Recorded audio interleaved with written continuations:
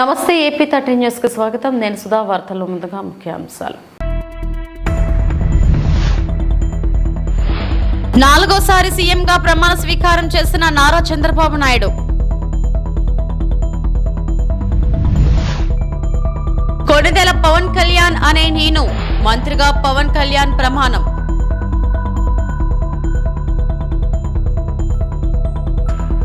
ఏపీలో కొత్త ప్రభుత్వం కొలువుదీరింది. సీఎం చంద్రబాబు మంత్రివర్గంలో 24 మందికి చోటు.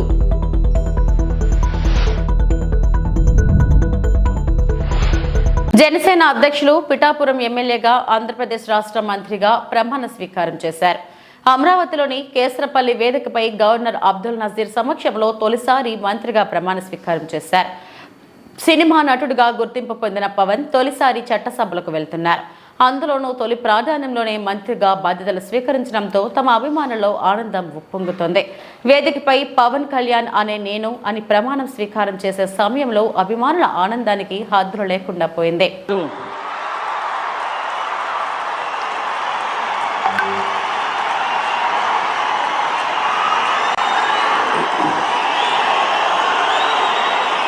నేను కొణిదెల పవన్ కళ్యాణ్ అనే నేను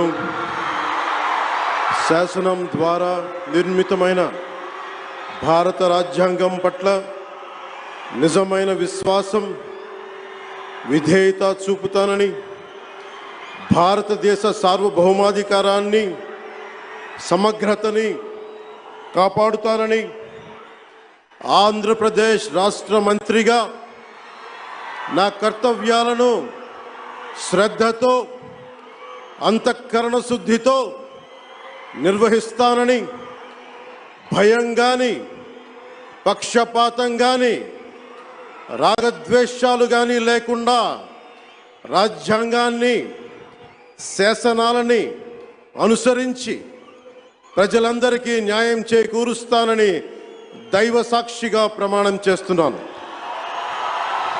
నేను కొణిదెల పవన్ కళ్యాణ్ అనే నేను ఆంధ్రప్రదేశ్ రాష్ట్ర మంత్రిగా నా పరిశీలనకు వచ్చిన లేదా నాకు తెలియవచ్చిన ఏ విషయాన్ని, నా కర్తవ్యాలను సక్రమంగా నిర్వహించేందుకు అవసరమైన మేరకు తప్ప ప్రత్యక్షంగా కానీ పరోక్షంగా కానీ ఏ వ్యక్తికి లేదా వ్యక్తులకి తెలియపరచనని లేదా వెల్లడించనని దైవ సాక్షిగా ప్రమాణం చేస్తున్నాను.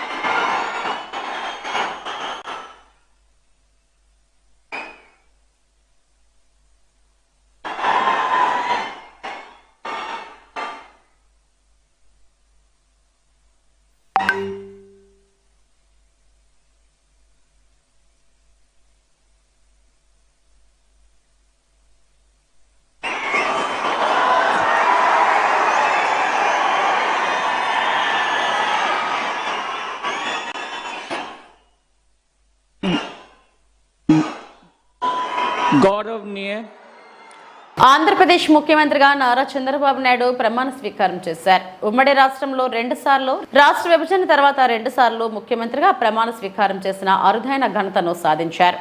మొన్నటి వరకు 3 సార్లు ముఖ్యమంత్రిగా ఉన్న చరిత్రను తిరగరాస్తూ తాజాగా 4వ సీఎంగా బాధ్యతలు చేపట్టారు.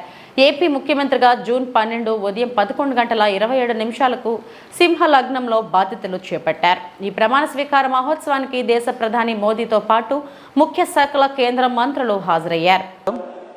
మరియు రహస్య పరిరక్షణ ప్రమాణ స్వీకారం చేయించవలసిందిగా గౌరవనీయ గవర్నర్ గారిని విజ్ఞప్తి చేస్తున్నాను.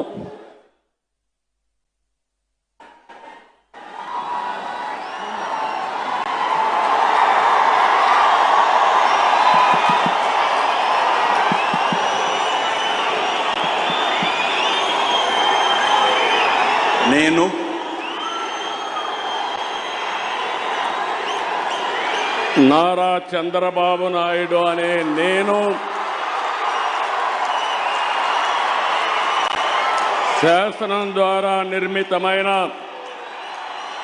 భారత రాజ్యాంగం పట్ల నిజమైన విశ్వాసం, విధేయత చూపుతానని, భారతదేశ సార్వభౌమాధికారాన్ని, సమగ్రతను కాపాడుతానని ఆంధ్రప్రదేశ్ రాష్ట్ర ముఖ్యమంత్రిగా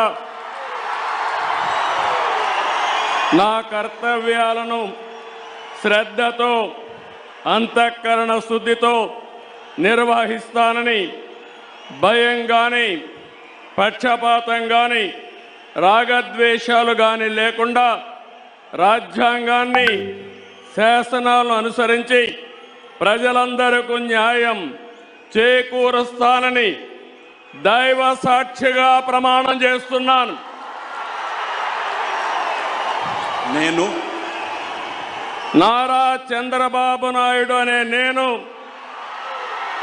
ఆంధ్రప్రదేశ్ రాష్ట్ర ముఖ్యమంత్రిగా నా పరిశీలనకు వచ్చిన లేదా నాకు తెలియవచ్చిన ఏ విషయాన్ని నా కర్తవ్యాలను సక్రమంగా నిర్వహించేందుకు అవసరమైన మేరకు తప్ప ప్రత్యక్షంగా కానీ పరోక్షంగా కానీ ఏ వ్యక్తికి లేదా వ్యక్తులకు తెలియపరచనని లేదా వెల్లడించని దైవ సాక్షిగా ప్రమాణం చేస్తున్నాను.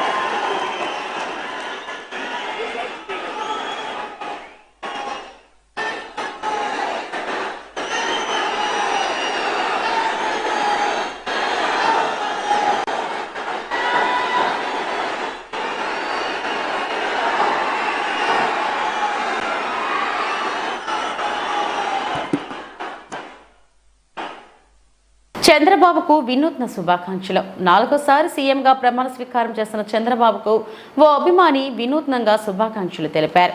చిత్తూరు జిల్లా కుప్పానికి చెందిన ఓ అభిమాని భారీ వస్త్రంపై సిబిఎన్ చిత్రాన్ని పెయింటింగ్ వేసి ప్రదర్శించారు. బాబు నాయకత్వంలో రాష్ట్రం అగ్రగామిగా నిలుస్తుందని ఈ ఆర్ట్ ద్వారా ఆయన వ్యక్తం చేశారు.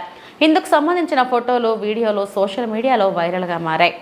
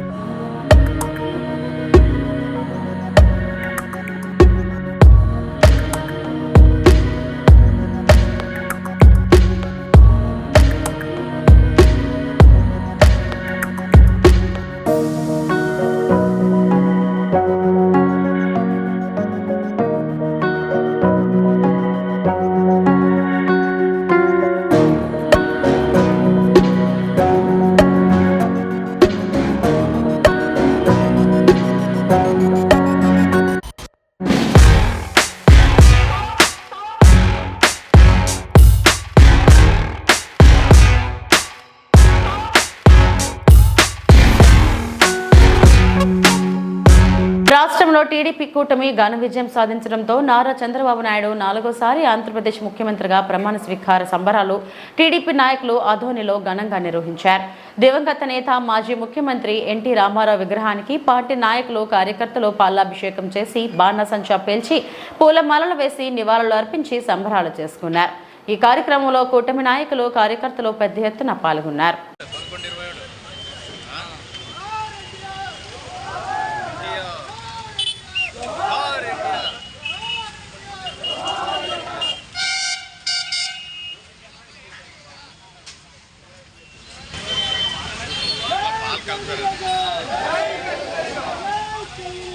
జై తెలుగుదేశం.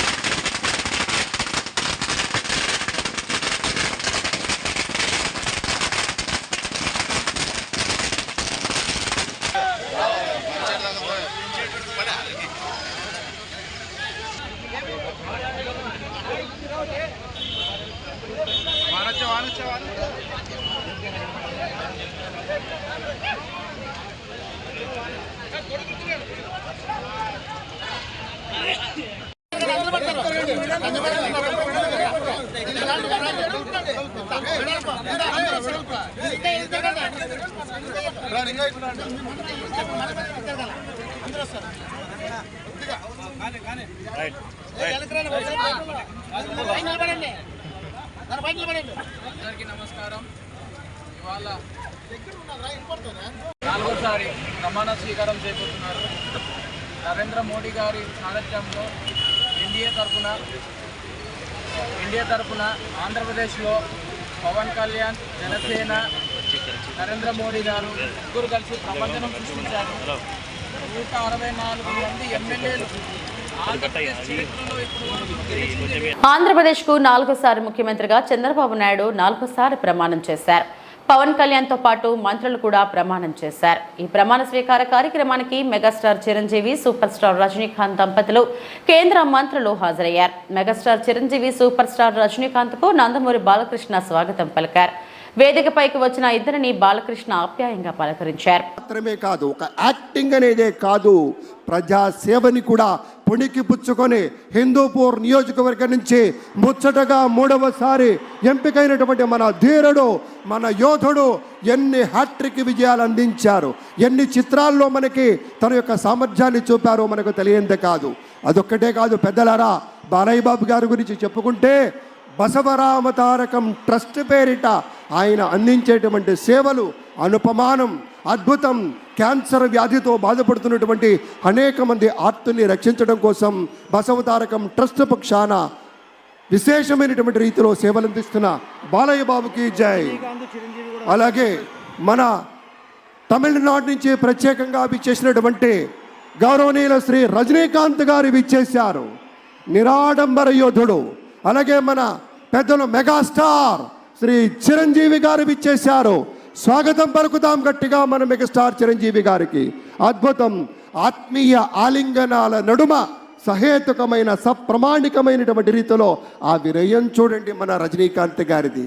ఎంత ఎత్తుకెదిగినటువంటి మానసిక ఉల్లాసం కలిగించే ఇంద్రియ వనాలతో భవిత విద్యా కేంద్రాలకు కొత్త వెలుగు వచ్చిందని విద్యాశాఖ రీజనల్ జాయింట్ డైరెక్టర్ విజయ భాస్కర్ పేర్కొన్నారు. బుధవారం ఉదయం మధురవాడలోని ప్రత్యేక అవసరాలు గల విద్యార్థులతో కూడిన భవిత విద్యా కేంద్రంలో మొక్కలు నాటిన అనంతరం ఆయన మాట్లాడారు. ఇంద్రియ వనాలతో మానసిక వికాసం కలుగుతుందన్నారు. ప్రధానంగా మొక్కలు, పువ్వులు మానసిక వికాసానికి ఉపయోగపడతాయన్నారు. దీనిని దృష్టిలోకి తీసుకొని విశాఖ మహానగరంలో భవిత విద్యా కేంద్రాలలో పూల మొక్కలు, ఔషధ మొక్కలు నాటడం ఆనందదాయకమన్నారు. ఏపీ స్టేట్ ఐడి కోఆర్డినేటర్ సాయిల కల్పన మాట్లాడుతూ పర్యావరణ పరిరక్షణ ప్రతి ఒక్కరి తక్షణ కర్తవ్యమన్నారు. 3 ఏళ్లు పెరిగిన ఒక చెట్టు ఏడాదికి 1 టన్ను ప్రాణవాయువు ఇస్తుందన్నారు. దీనిని దృష్టిలోనికి తీసుకుని ప్రతి ఒక్కరూ కనీసం 10 మొక్కలు నాటి పెంచాలన్నారు. అలా పెంచితే మన శీతోష్ణ స్థితి చల్లబడుతుందన్నారు.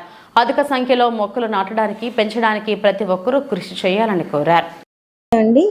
మరి ఈ ఇంద్రియ ఉద్యానవనం అనే కాన్సెప్ట్ మన విశాఖపట్నంలో విద్యాశాఖ అధికారులు మరియు గ్రీన్ క్లైమేట్ రత్నం గారు ఎన్జిఓస్ యొక్క సహాయ సహకారాలతో చాలా వినూత్నంగా మన జిల్లాలో ఇది మన భవిత కేంద్రాల్లో ప్రవేశపెట్టినందుకు గాను ముందుగా నేను విద్యాశాఖ అధికారికి మేడం గారికి మరియు ఏపీసీ గారికి, ఐఈ కోఆర్డినేటర్స్కి అందరికీ కూడా నా హృదయపూర్వక ధన్యవాదాలు తెలియజేస్తున్నాను. అలాగే దీనికి అన్ని విధాలుగా సహకరిస్తూ మరి ఈ సెన్స్ ఆర్గాన్స్ డెవలప్మెంట్లో ఈ సెన్సరీ గార్డెన్ ఉపయోగపడుతుందని నమ్మి దానికి తగిన విధంగా 5 సెన్స్ ఆర్గాన్స్కి డెవలప్ చేసే విధంగా ఆప్టికల్ కానీ, ఆల్ఫాక్టరీ కానీ, సెన్స్ అండ్ స్కిన్ కానీ, ఇవి by touch, by see, by vision, వీటి ద్వారా ఈ 5 సెన్స్ ఆర్గాన్స్ని యాక్టివేట్ చేసే విధంగా అన్ని రకాలటువంటి మొక్కల్ని మరి అందుబాటులోకి తీసుకొచ్చినటువంటి గ్రీన్ క్లైమేట్ వారికి కూడా అభినందనలు. మరి వాళ్ళకి ఈ సభాముఖంగా ఒక చిన్న విజ్ఞప్తి ఏంటంటే మెడిసినల్ ప్లాంట్స్ని కూడా ఇందులో ఇన్కల్కేట్ చేస్తే ఇంకా పిల్లలకి కానీ, పెద్దలకి కానీ, మరి గ్రామస్తులకు కానీ ఈ మెడిసినల్ ప్లాంట్స్ యొక్క వాల్యూస్ తెలుస్తాయని. ఎందుకంటే మనం అన్నీ కూడా ఇప్పుడు సింథటిక్ మెడిసిన్సే వాడుతున్నాం, దానివల్ల సైడ్ ఎఫెక్ట్స్ వస్తున్నాయి. అదే న్యాచురల్గా సృష్టిలో ఉన్నటువంటి మెడిసినల్స్, దాని వాల్యూస్ తెలిస్తే మరి ఇది ప్రజలకు మరింత ఉపయోగకరంగా ఉంటుందని నేను విజ్ఞప్తి చేస్తున్నాను. మరి ఈ అవకాశం ఇచ్చినటువంటి పెద్దలందరికీ కూడా నా హృదయపూర్వక ధన్యవాదాలు, పిల్లలకి నా ఆశీర్వాదాలు. Thank you. ఈరోజు పర్యావరణ మంత్రోత్సవాల్లో భాగంగా మరి ఉన్నతాధికారులు ఇచ్చినటువంటి ఆదేశాల మేరకు మన వైజాగ్ జిల్లాలో ఈ యొక్క భవిత సెంటర్లో ఇంద్రియ ఉద్యానవనం ఏర్పాటు చేయడం జరిగింది. దీనికి మరి జిల్లా విద్యాశాఖ అధికారి గారు అలాగే ఏపీసీ గారు కూడా హాజరవటం, అలాగే ఈ యొక్క మంచి ప్లాంట్స్ ఇంద్రియ ఉద్యానవనం అనేటువంటి కాన్సెప్ట్ ఎందుకంటే ఇక్కడ ఉండేటువంటి సిడబ్ల్యూఎస్ఎన్ చిల్డ్రన్ మరి వీటి వల్ల ఇటువంటి మొక్కలు రోజు చూడటం, వాటితో గడపటం వాళ్ళలో మరింత చురుకుదనాన్ని, ఉత్సాహాన్ని తీసుకొచ్చేటువంటి అవకాశం ఉంది. కాబట్టి మరి మంచి మొక్కల్ని ఎంపిక చేసి ఆ మొక్కల్ని ఈరోజు ఈ యొక్క ప్లేస్లో మరి నాటడం, దానికి ఇంతమంది పెద్దలు హాజరవటం జరిగింది. ఇంతేకాకుండా అన్ని పాఠశాలల్లో కూడా ఎకో క్లబ్స్ని ఏర్పాటు చేయడం జరుగుతుంది. పిల్లలకి చిన్న వయసు నుంచే చెట్ల యొక్క ఇంపార్టెన్స్ని తెలిసేలా చేయటం, అడవుల గురించి తెలిసేలా చేయటం, దానివల్ల సోషల్ ఫారెస్ట్రీని డెవలప్ చేసుకోవటం, తద్వారా మరి పెరుగుతున్న ఉష్ణోగ్రతల్ని మనం తగ్గించుకోవాల్సినటువంటి అవసరం ఉంది. ఏ సంవత్సరానికి ఆ సంవత్సరం రికార్డులు బీట్ అవుతున్నాయి. ప్రతి సంవత్సరం కూడా మీరు గమనిస్తే 2020 అప్పటికి అదే టాపు టెంపరేచర్లో, 2021 మళ్ళీ రికార్డు బ్రేక్, టెంపరేచర్ పెరిగిపోయింది. 2022 టెంపరేచర్ పెరిగిపోయింది.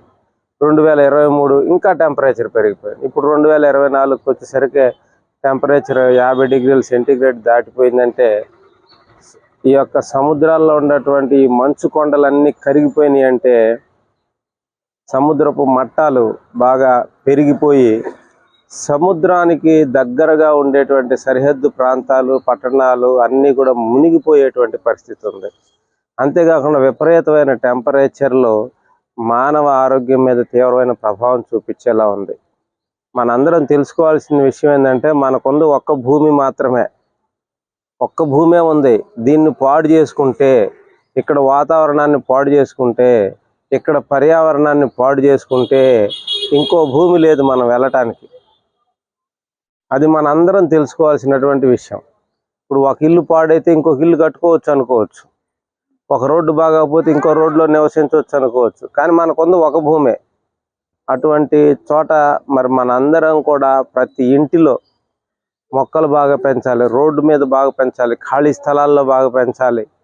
ఇది ఒక జీవన విధానంలో భాగంగా చేసుకోవాలి ప్రతి వాళ్ళు. భాగం అది ఏదో ఒక పండగలాగా ఒకరోజు చేసేసి తర్వాత మర్చిపోయేది కాకుండా రెగ్యులర్గా చిన్నప్పటి నుంచి మొక్కల విలువ తెలిసేటట్టు కనుక చేస్తే నిర్మాణాత్మకమైనటువంటి ఇది కూడా డెవలప్ అవుతుంది. Constructive way of thinking develop. ఒక మొక్కను పెంచడానికి ఎంత శ్రమ పడాలి, ఎంత జాగ్రత్తలు తీసుకోవాలి, ఎంత మంచిగా దాన్ని పెంచాలనేది వాళ్ళకి తెలిస్తే రేపు పొద్దున్న జీవితంలో కూడా ఏ వస్తువుని పాడు చేయరు, జీవితంలో కూడా ఏ మనిషిని హర్ట్ చేయరు. మొక్కను హర్ట్ చేయని వాడు మనిషిని కూడా హర్ట్ చేయడు, జంతువులను కూడా హర్ట్ చేయడు. కాబట్టి ఇది ఒక మంచి జీవన విధానం. మనం ఈ పర్యావరణ మంత్రోత్సవాల్లో భాగంగా పిల్లలకి నేర్పేటువంటి గొప్ప అవకాశం, మన భూమిని మనం కాపాడుకునే అవకాశం, మంచి ఆక్సిజన్ని, మంచి నీటిని కలిగి ఉండేటువంటి అవకాశం పిల్లలందరూ కూడా మనం చెప్పే అవకాశం. మరి దాంట్లో పాల్గొనేటువంటి మంచి అవకాశం నాకు వచ్చినందుకు వారందరికి కూడా ధన్యవాదాలు తెలియజేస్తాను. విజయవాడ ఆంధ్రప్రదేశ్ నూతన మంత్రుల ప్రమాణ స్వీకార కార్యక్రమం కొనసాగుతుంది. మంత్రులతో గవర్నర్ జస్టిస్ అబ్దుల్ నజీర్ ప్రమాణం చేయించారు. తెదేపా జాతీయ ప్రధాన కార్యదర్శి నారా లోకేష్, ఆ పార్టీ రాష్ట్ర అధ్యక్షుడు అచ్చెన్నాయుడు, కొల్లు రవీంద్ర మంత్రులుగా ప్రమాణ స్వీకారం చేశారు. నాదెండ్ల మనోహర్, తెనాలి, సత్యకుమార్, ధర్మవరం, వంగలపూడి అనిత, పాయక్రోపేట, పొంగూరు నారాయణ, నెల్లూరు సిటీ, నిమ్మల రామనాయును, పాలకొల్లు, ఎన్ఎండి ఫరూక్, నంద్యాల, ఆనం రామనారాయణ రెడ్డి, ఆత్మకూరు, పయ్యావుల కేశవ్, ఉరవకొండ మంత్రులుగా ప్రమాణం చేశారు. అనకాని Satyaprasad, Repalle, Kolusu Parthasarathi, Nuzvid, Dola, Bala Veeranjaneya Swamy, Gottipati Ravikumar, Kandula Durgesh, Nidadavolu, Gummidi Sandhyarani, Salur, BC Janardhan Reddy, Janagalapalli, BG Bharath, Kurnool city, Sachitha Penukonda, Vasamsetti Subhash, Ramachandrapuram, Kondapalli Srinivas, Gajapathinagaram Mandapalli Ramprasad Reddy, రాయచోటితో మంత్రులుగా గవర్నర్ ప్రమాణ స్వీకారం చేయించారు. నారా చంద్రబాబు నాయుడు గారు మరియు మంత్రివర్గ సభ్యులతో ఫోటోగ్రాఫ్.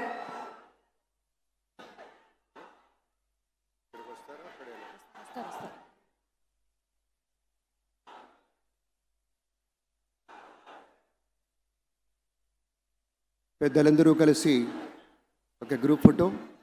మహోన్నతత్వం పరిమళించేటువంటి మేరు నగధీరులంతా ఒక వేదిక మీద మన నరేంద్ర మోదీ గారు, మన చంద్రబాబు నాయుడు గారు, మన పవన్ కళ్యాణ్ గారు, మన గవర్నర్ గారు, ఇతర మంత్రివర్గ సభ్యులు అద్భుతమైనటువంటి ఛాయాచిత్రం. बहुत बहुत धन्यवाद माननीय श्री हमारे प्रधानमंत्री जी को.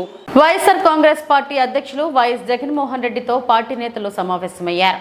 మంగళవారం తాడేపల్లి క్యాంప్ కార్యాలయంలో వైఎస్ జగన్తో పలువురు పార్టీ నేతలు భేటీ అయి ఎన్నికల ఫలితాలు, భవిష్యత్ కార్యాచరణతో పాటు పలు అంశాలపై చర్చించారు.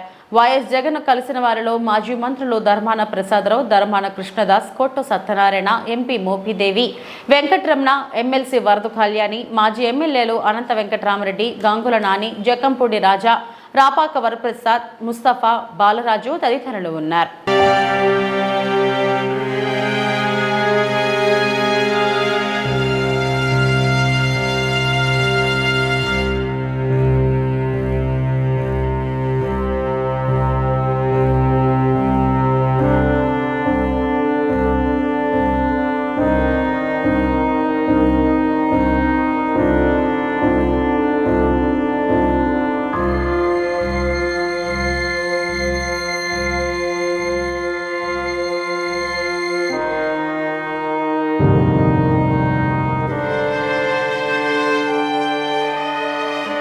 చంద్రబాబు ప్రమాణ స్వీకారం చేసే వేదికపై ఆత్మీయ అనుబంధాలు వెల్లివిరిశాయి. ఆంధ్రప్రదేశ్ ముఖ్యమంత్రిగా చంద్రబాబు నాయుడు 4వసారి ముఖ్యమంత్రిగా ప్రమాణ స్వీకారం చేయనున్న నేపథ్యంలో ఒక అరుదైన ఘటన చోటు చేసుకుంది. వేదికపై కూర్చున్న నారా చంద్రబాబు నాయుడు సతీమణి నారా భువనేశ్వరిని ఆప్యాయంగా పలకరించారు తమ్ముడు నందమూరి బాలకృష్ణ. అందరూ చూస్తుండగా చెల్లిని పలకరిస్తూ తలపై నిమురుతో ఆల్ ది బెస్ట్ చెప్పారు బాలయ్య. దీనికి ప్రతీకగా భువనేశ్వరి కూడా నవ్వుతూ పలకరించారు. దీంతో ఇరువురి మధ్య ఆత్మీయత వెల్లివెరిసింది. అంతేకాకుండా ఈ కార్యక్రమాన్ని బాలయ్య అంతా తానై అన్నీ తానే నడిపించినట్లు కనిపిస్తుంది. ముందుగా చిరంజీవిని కూడా సాదర స్వాగతం పలుకుతూ ఆలింగనం చేస్తూ వేదికపైకి ఆహ్వానించారు. ఒక చక్కని ముత్తైదువుగా మా తల్లి వచ్చింది. ఆ తల్లికి స్వాగతం. అదిగో మన బాలయ్య బాబు సోదరిమణితో ఆత్మీయంగా స్పర్శ గావిస్తూ ఉన్నారు. స్వాగతం, సంతోషం. ఇది ఆత్మీయ ప్రమాణ స్వీకార మహోత్సవంగా. ఈ వార్తలు ఇంతటితో సమాప్తం. నమస్తే.